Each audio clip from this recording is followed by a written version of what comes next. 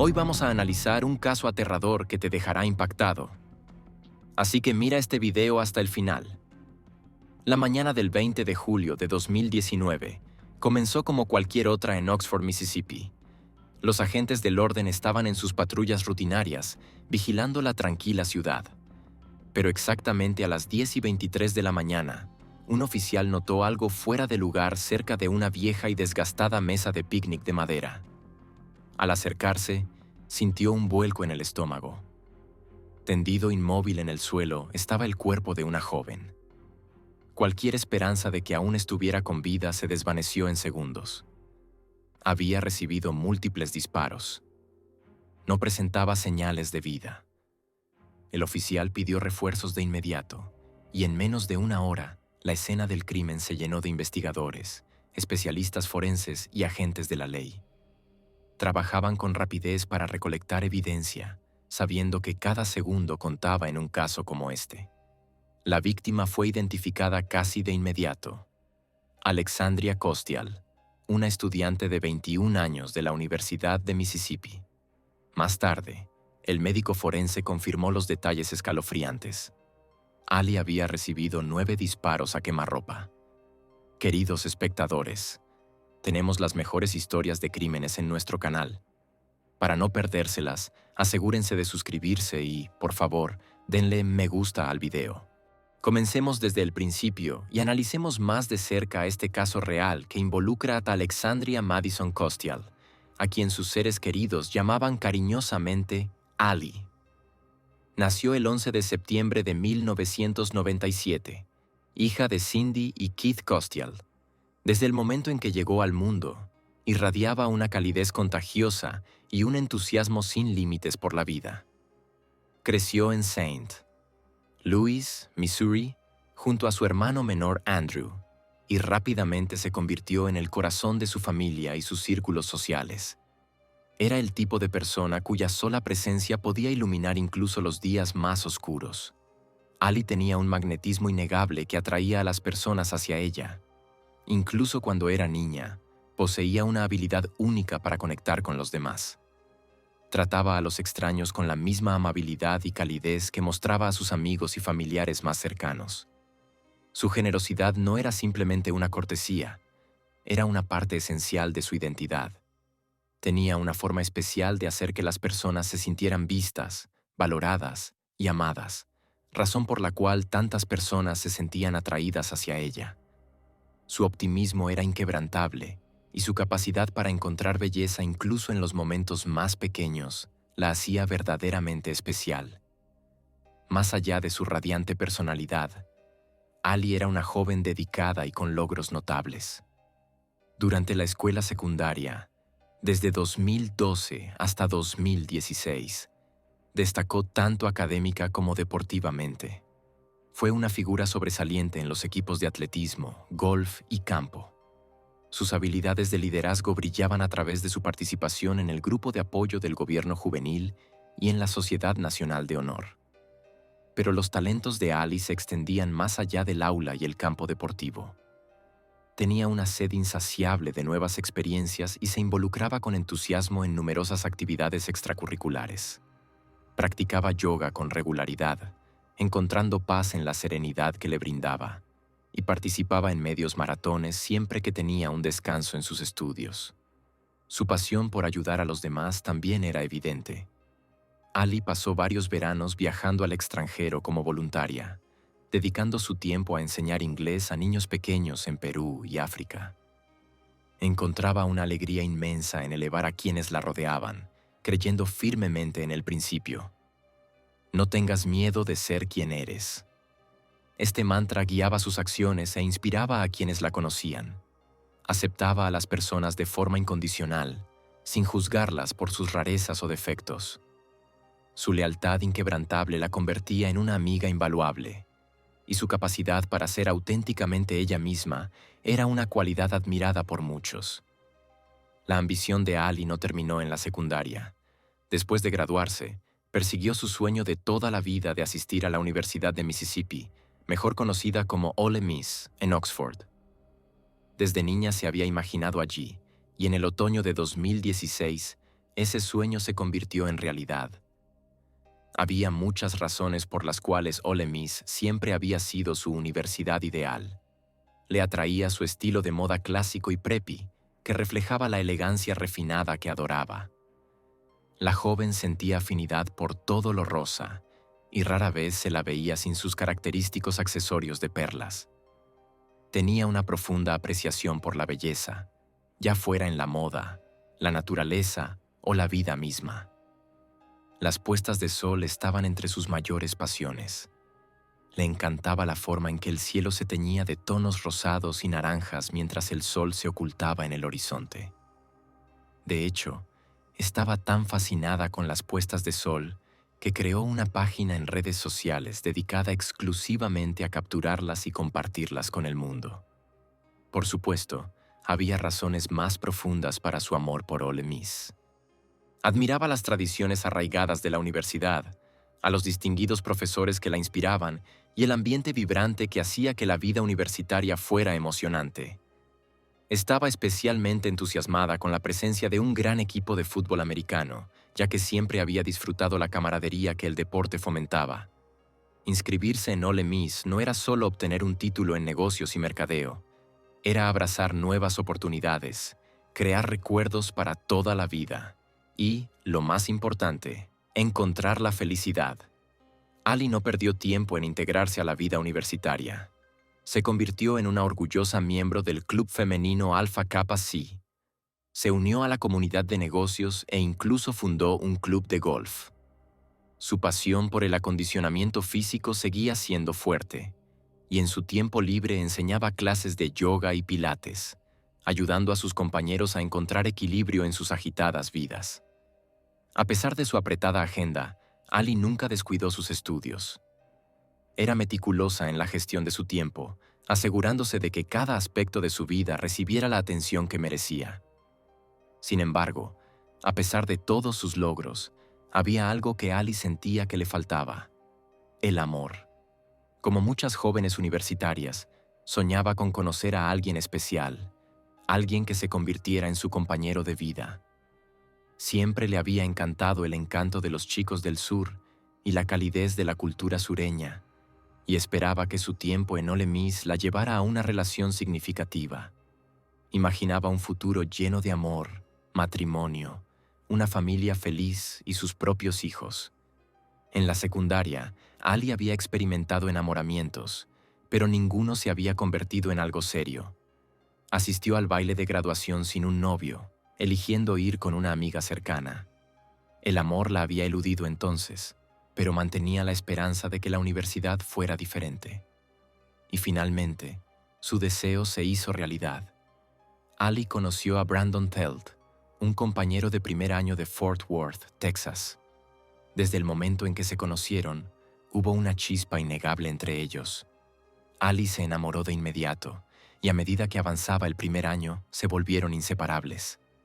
Lo invitaba a casi todas las fiestas, deseando compartir cada momento de su nueva vida con él. Aunque muchas personas asumían que Ali y Brandon tenían una relación formal, la verdad era mucho más complicada. Su conexión, si es que podía llamarse así, estaba llena de inconsistencias y contradicciones. Nunca se declararon oficialmente como pareja, nunca hicieron planes a largo plazo y nunca imaginaron un futuro compartido. En ocasiones, Brandon cortaba toda comunicación de forma abrupta, bloqueando el número de Ali durante semanas o incluso meses. Ella se sintió atraída por Brandon desde el principio. Imaginaba que su relación evolucionaría hacia algo profundo, una historia de amor que culminaría en matrimonio y un futuro juntos. Pero Brandon no era el tipo de persona que valoraba los vínculos emocionales profundos. Era un manipulador egoísta, alguien que sabía exactamente cómo mantener a Ali enganchada sin ofrecerle jamás un verdadero compromiso. Para él, ella era solo una más. Había perfeccionado el arte de hacer que cada mujer en su vida se sintiera especial sin involucrarse emocionalmente, con ninguna más allá de una gratificación temporal. Se alimentaba de la ilusión del romance, manteniendo abiertas sus opciones y sus emociones protegidas. Si Ali alguna vez lo presionaba en busca de claridad, Él se defendía diciendo que no era lo suficientemente bueno para ella, que merecía a alguien mejor, usando una falsa humildad como arma para mantenerla atada a sus caprichos. Su relación era un torbellino emocional, un ciclo interminable de altibajos. En un momento, Ali se sentía eufórica, querida y adorada, y al siguiente estaba consumida por la desesperación, cuestionando su valía y conteniendo las lágrimas. A diferencia de una verdadera pareja, Brandon nunca hizo el esfuerzo de integrarse en su vida. Nunca visitó su casa, nunca trató de conocer a sus amigos y permaneció como una figura sombría en su mundo. La mayoría de los amigos cercanos de Ali apenas sabían de su existencia más allá de lo que ella les contaba, y aún así revelaba muy poco. Internalizaba el conflicto, sin confiar en nadie, tal vez incluso convenciéndose a sí misma de que las cosas no eran tan malas como parecían. Estaba aislada, atrapada en un amor unilateral alimentado por su propia esperanza y la indiferencia calculada de él. En el pasado, Ali siempre había sido abierta con su madre, Cindy, compartiendo los detalles de su vida y sus emociones con una honestidad sin filtros. Cindy sabía que su hija tenía sentimientos por un chico de su curso, pero Ali nunca reveló completamente la verdadera naturaleza de su relación con Brandon. Tal vez temía ser juzgada, o quizás ella misma no había aceptado lo poco saludable que se había vuelto. No era ingenua, simplemente era una joven de 19 años, lejos de casa, embriagada por la emoción de recibir atención de alguien que le importaba. Pero por mucho que lo deseara, la realidad era que estaba atrapada en un ciclo tóxico de manipulación emocional. Avancemos hasta el verano de 2019, un momento significativo en la vida de Ali mientras se acercaba a su último año de universidad. Recientemente había cumplido 21 años y había decidido quedarse en el campus durante el verano. Pasó esos meses asistiendo a cursos de verano, participando en actividades extracurriculares y disfrutando de la compañía de sus amigas. A pesar del ocasional tormento emocional causado por Brandon, Ali trataba de enfocarse en sus metas y su crecimiento personal. A principios de julio, sus padres la visitaron, un viaje que le brindó una alegría inmensa. Pasaron tiempo de calidad juntas preparando su nuevo apartamento fuera del campus, comprando artículos esenciales, cocinando comidas y simplemente disfrutando de la compañía mutua. Ali los había extrañado profundamente y deseaba que pudieran quedarse más tiempo. Incluso les rogó que extendieran su visita un día más, pero las obligaciones en St. Louis los obligaron a marcharse. Más tarde, Cindy recordó haber sentido una pesadez inusual en su corazón al despedirse, una tristeza inexplicable que no pudo identificar en ese momento. Aún así, mantenían el contacto regularmente. Ali llamaba con frecuencia a casa, actualizando a sus padres sobre su vida, sus estudios y sus actividades diarias. El 19 de julio de 2019, Ali hizo una de esas llamadas de rutina. Eran alrededor de las 7 de la tarde y acababa de despertarse de una larga siesta. La noche anterior, se había quedado despierta hasta tarde estudiando para un examen importante, agotándose en el proceso. Habló con su madre, contándole sus planes para ese día. Más tarde esa noche, planeaba salir con amigas a un bar. Fue una conversación común, nada fuera de lo normal, sin señales, sin advertencias, nada que sugiriera que en solo unas horas ocurriría una tragedia. Más tarde esa noche, exactamente a las 11:52 de la noche, las cámaras de seguridad ubicadas frente a un local en Oxford Square captaron a Ali saliendo sola del bar. El video la mostraba mirando la pantalla de su teléfono, caminando en dirección opuesta al establecimiento. Más tarde esa noche, un taxi llegó a recoger a Ali. El conductor confirmó que ella se mantuvo cortés durante el breve trayecto de regreso a su apartamento.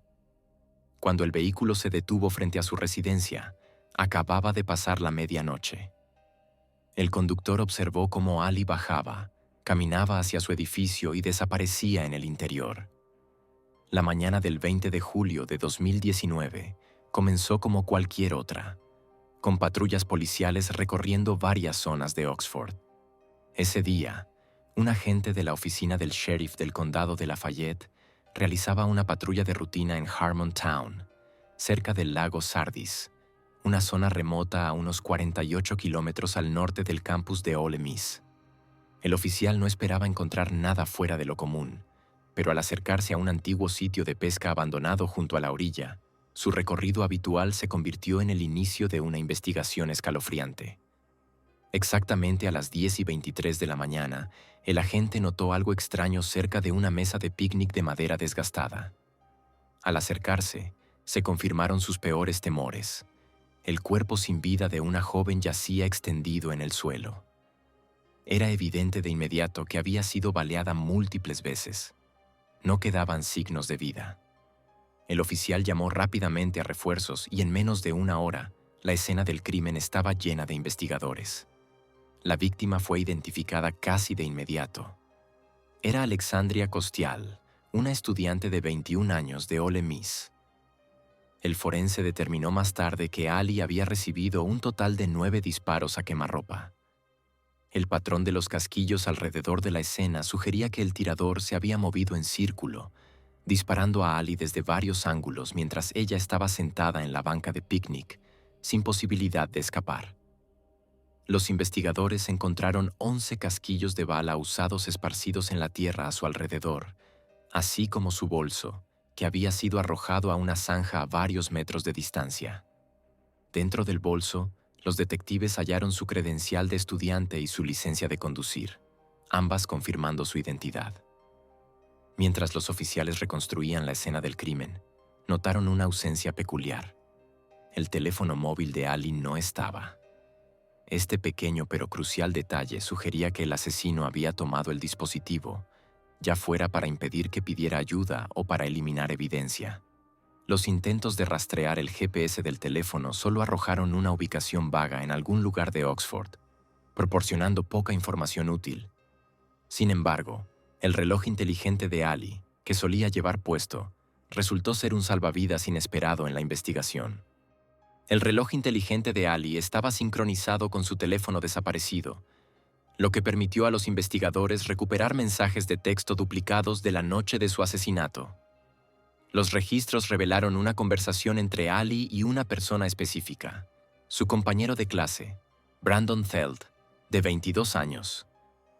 No era una charla trivial. Los mensajes mostraban que Ali y Brandon habían acordado encontrarse poco después de que ella saliera del bar esa noche, separándose de sus amigas por razones desconocidas. Las amigas de Ali confirmaron rápidamente el nombre de Brandon cuando fueron interrogadas. Cuando se les preguntó si alguien podría tener un motivo para hacerle daño a Ali, su nombre surgió de inmediato. Uno de los compañeros de cuarto de Brandon lo describió como un individuo profundamente misógino y arrogante, que con frecuencia hacía comentarios vulgares y despectivos sobre las mujeres. Tenía un historial de manipular a los que lo rodeaban, hacer promesas falsas y desechar a las personas cuando ya no les servían. Para quienes lo conocían bien, no fue una sorpresa que pudiera estar involucrado en algo siniestro. Con las sospechas creciendo, los investigadores contactaron a Brandon y le pidieron que se presentara para ser interrogado. Él accedió, pero no se presentó a la hora acordada. Cuando los oficiales lo llamaron de nuevo, ofreció una excusa débil, alegando que había estado bebiendo la noche anterior y no estaba en condiciones de hablar con la policía. Se fijó una nueva cita para la mañana siguiente. Nuevamente, Brandon aceptó, pero una vez más no se presentó. Esta vez, sin embargo, su ausencia no fue un accidente. Brandon Theld estaba oficialmente prófugo. Con Brandon ahora como fugitivo, las autoridades actuaron con rapidez. Se emitió una orden de arresto y su nombre fue ingresado en la base de datos nacional.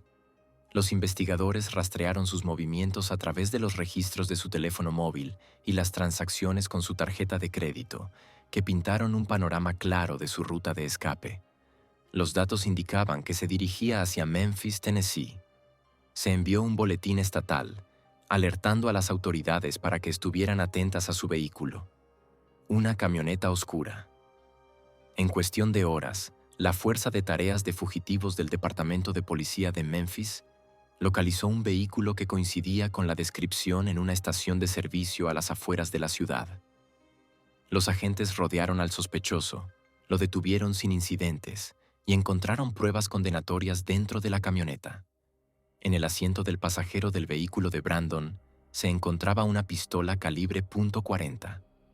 El análisis forense confirmó más tarde que era el arma utilizada para matar a Ali. Aún más incriminatorio fue la presencia de manchas de sangre en la camisa de Brandon. A pesar de la abrumadora evidencia, Brandon negó vehementemente cualquier implicación en la muerte de Ali. Mantuvo su inocencia, insistiendo en que no tenía motivos para hacerle daño. Pero la policía no estaba convencida. Pocas horas después de su captura, Brandon Theld fue acusado de asesinato en primer grado. Tras su arresto, Brandon fue extraditado de regreso a Mississippi, donde fue detenido sin derecho a fianza. Se negó a hablar con los detectives, invocando su derecho a guardar silencio hasta que estuviera presente su abogado. Los investigadores, decididos a construir un caso sólido como una roca, comenzaron a reconstruir sus acciones previas al asesinato. Descubrieron que el fin de semana de la muerte de Ali, Brandon había pasado tiempo con su grupo habitual de amigos. Los testigos confirmaron que había ido a jugar bolos con ellos. Sin embargo, el domingo tomó un giro diferente. Esa noche, Brandon se presentó en la casa de un amigo, llevando una pistola. Nada de eso parecía extraño. Brandon llegó con un six-pack de cerveza, un hábito familiar en sus reuniones de fin de semana. Pasaron la noche bebiendo, contando historias y practicando tiro informal, colocando latas vacías a lo largo de la cerca y turnándose para dispararles. Brandon parecía relajado, despreocupado. Su comportamiento no revelaba en lo más mínimo los eventos que habían ocurrido horas antes. Pero cuando su amigo se despertó a la mañana siguiente, Brandon ya se había ido. Su camioneta no estaba en el camino de entrada, y su presencia había desaparecido sin dejar rastro.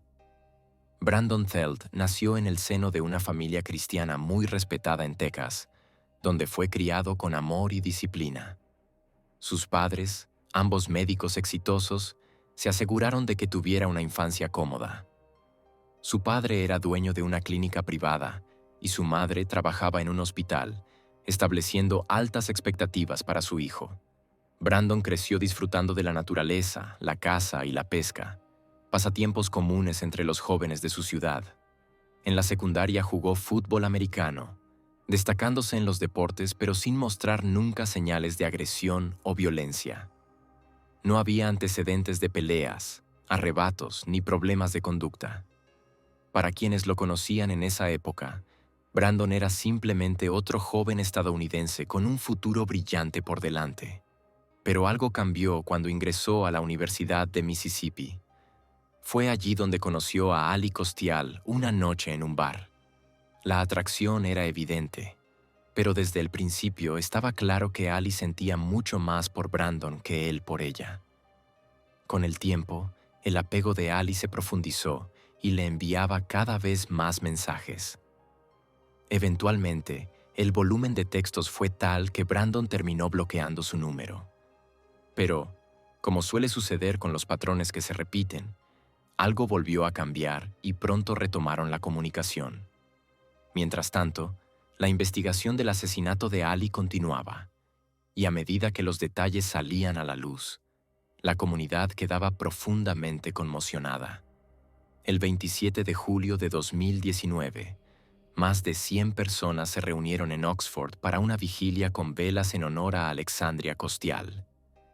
Amigos, compañeros de clase y profesores lloraban la pérdida de una joven descrita como una luz brillante en sus vidas. Alguien que había dejado una huella imborrable en todos los que conoció. Una pregunta los atormentaba a todos. ¿Quién podría haber querido hacerle daño a Ali? La respuesta, aunque devastadora, era innegable.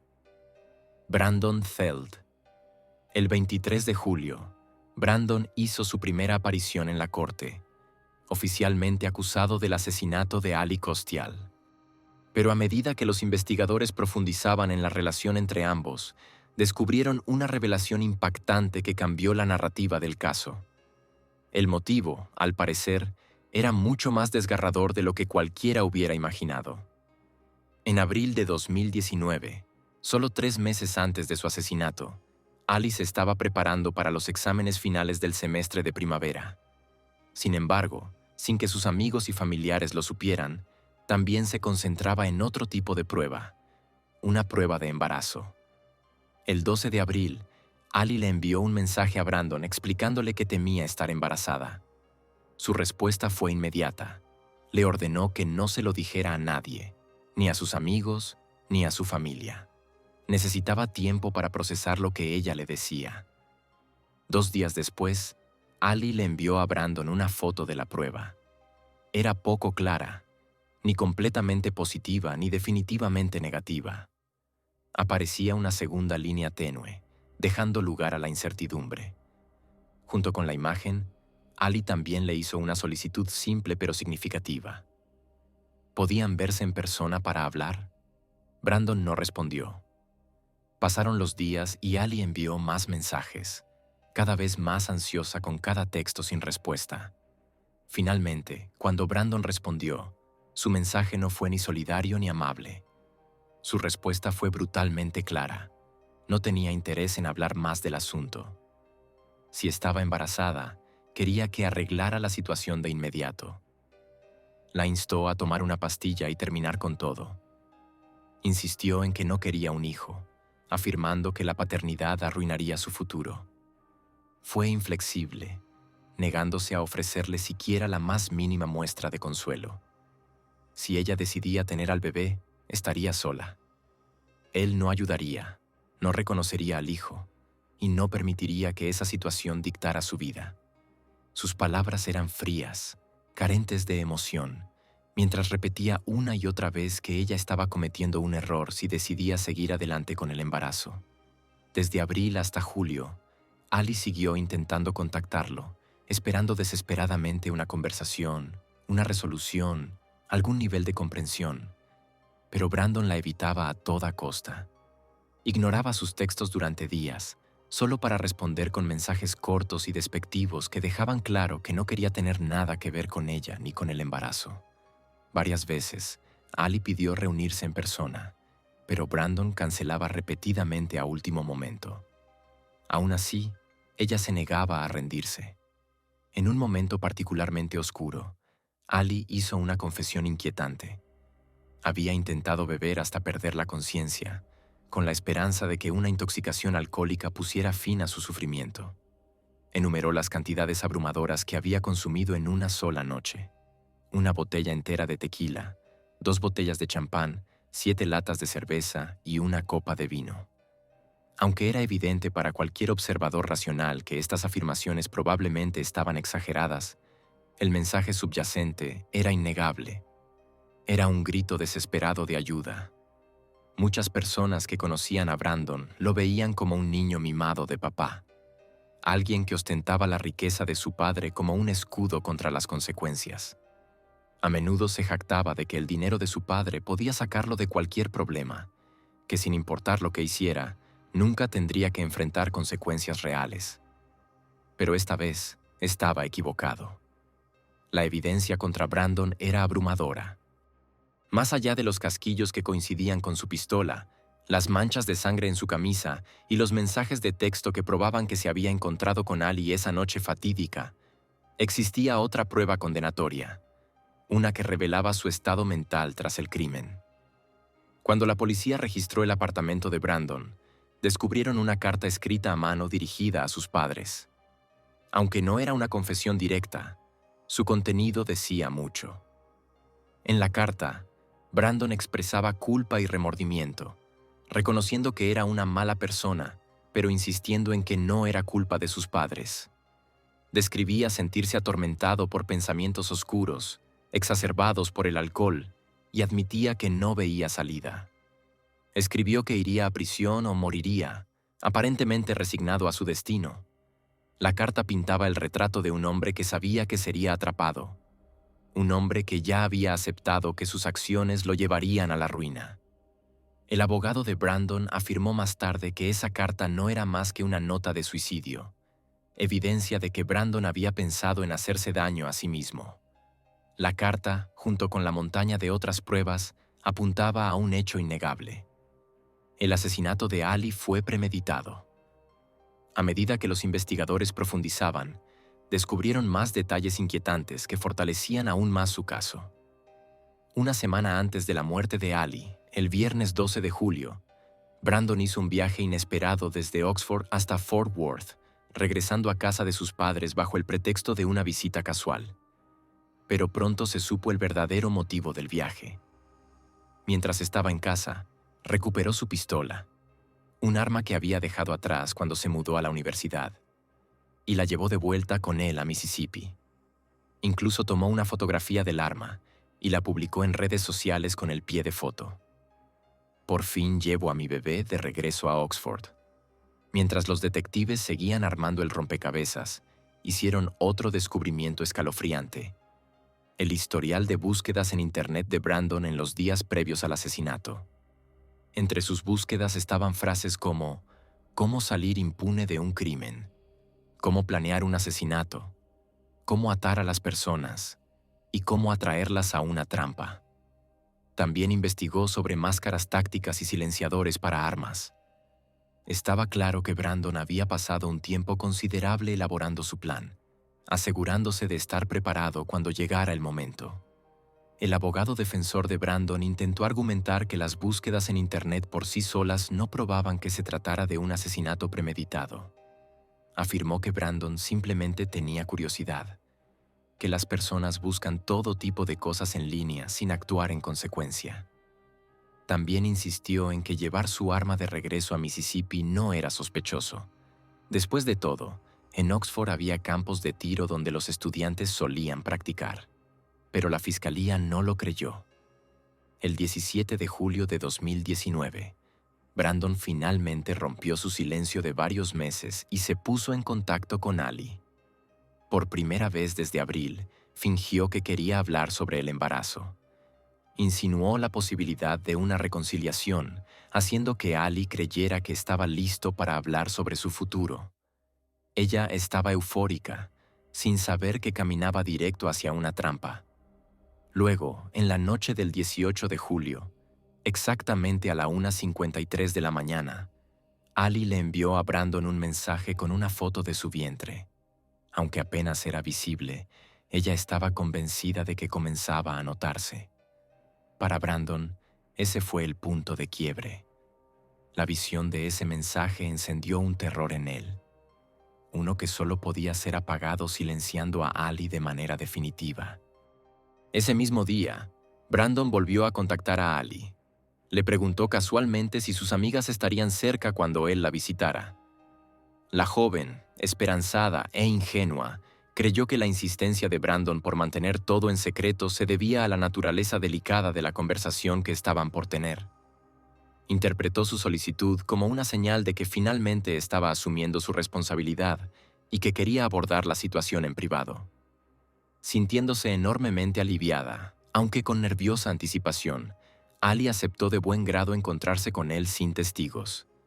Se tranquilizó pensando que por fin estaba dispuesto a escucharla y a enfrentar la situación juntos. En realidad, sin embargo, Brandon no tenía intención alguna de ofrecerle apoyo. Su único objetivo era asegurarse de que estuviera sola, lejos de miradas curiosas, y que nadie pudiera rastrear su paradero una vez que se marchara con él. Para cuando llegó el 19 de julio, Brandon aún estaba orquestando meticulosamente su plan. Confirmó una vez más la hora del encuentro, consolidando el acuerdo. Ambos acordaron verse después de que Ali regresara del bar, y ella prometió salir temprano para que nada interfiriera con la tan esperada conversación. Imágenes de cámaras de vigilancia captaron más tarde la camioneta de Brandon, con su distintiva matrícula claramente visible, dirigiéndose hacia la residencia de Ali exactamente a la 1:14 de la mañana. La misma cámara registró posteriormente el vehículo moviéndose en dirección opuesta, confirmando que él la había llevado a algún lugar. Los datos del GPS corroboraron esto, mostrando que los teléfonos móviles de Ali y Brandon estaban en proximidad cercana mientras viajaban por Oxford, con destino al lago Sardis. Brandon había estado bebiendo en exceso durante todo el día, ahogándose en alcohol mucho antes de recoger a Ali. Una vez que llegaron al lugar aislado, continuó bebiendo. Su intoxicación lo volvía más volátil e impredecible. Sentados en una vieja mesa de picnic junto al agua, comenzaron a hablar. Ali, entusiasta y nerviosa, trató de hacerle entender sus sentimientos, de hacerle ver que esto era algo que iba más allá de él. Pero a medida que la conversación avanzaba, el temperamento de Brandon estalló. Enfurecido por la situación, frustrado por una realidad que se negaba a aceptar, se dirigió furioso hacia su camioneta. Ali no tenía idea de lo que estaba a punto de ocurrir. Momentos después, Brandon regresó, ahora con una pistola en la mano. Sin vacilar, levantó el arma y abrió fuego. Ali no tuvo oportunidad. Fue impactada al menos 9 veces. La fuerza de las balas la hizo caer hacia atrás. Su cuerpo colapsó sobre la mesa. Una de las balas incluso se incrustó en la madera, marcando el lugar donde pasó sus últimos momentos. Testigos recordaron haber escuchado múltiples disparos en la zona entre las 2:15 y las 2:30 a.m. Pero cuando alguien se dio cuenta de que algo andaba mal, ya era demasiado tarde. Exactamente a las 10:03 de la mañana, según los datos del GPS, ambos teléfonos móviles comenzaron a moverse de regreso a Oxford. Brandon, tras haber cometido el crimen, no perdió tiempo reflexionando sobre lo que había hecho.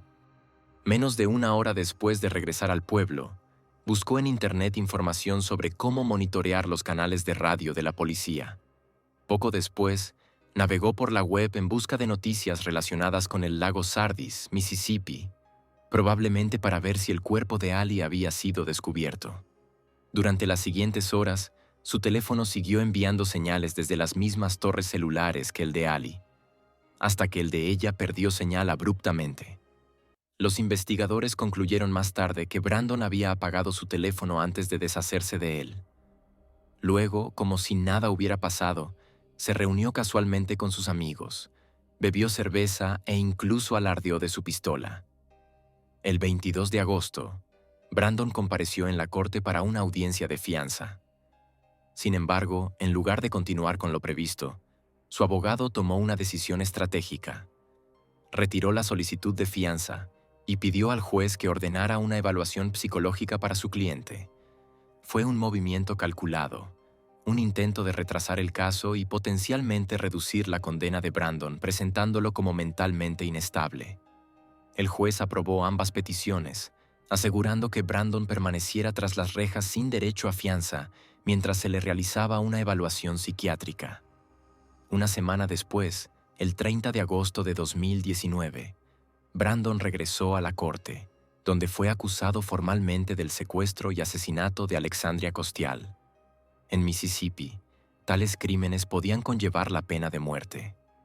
La evaluación psicológica determinó que Brandon estaba completamente cuerdo y era competente para ser juzgado, lo que significaba que no podría utilizar la inestabilidad mental como excusa por sus horribles actos.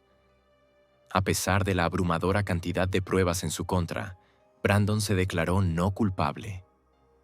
Su equipo de defensa siguió argumentando que no existía prueba sólida de que hubiera planeado el crimen con antelación, esperando encontrar vacíos en el caso de la fiscalía. Pero las pruebas digitales, los datos del GPS, los hallazgos forenses y sus propias búsquedas en Internet contaban una historia diferente. Para cuando llegó el 2020, el proceso legal aún estaba en curso. La pandemia causó retrasos significativos en el sistema judicial, aplazando el juicio de Brandon. Cuando finalmente comenzó el tan esperado juicio, Brandon Theld tomó una decisión sorprendente, una que dejó a muchos sin palabras. Tras meses de insistir en su inocencia, tras aplazamientos, audiencias y maniobras legales, de repente cambió de rumbo. El 27 de agosto de 2021, Brandon aceptó un acuerdo de culpabilidad, admitiendo su responsabilidad en el asesinato de Alexandria Costial a cambio de una sentencia reducida. Fue una decisión que le salvó de la posibilidad de recibir la pena de muerte, una elección estratégica tanto por parte de la defensa como de la fiscalía. Las autoridades estatales, reconociendo los desafíos de conseguir una sentencia de muerte dadas las barreras legales y los requisitos probatorios, aceptaron el acuerdo. Al hacerlo, aseguraron que Brandon Pelt pasara el resto de su vida tras las rejas, sin volver a caminar en libertad jamás.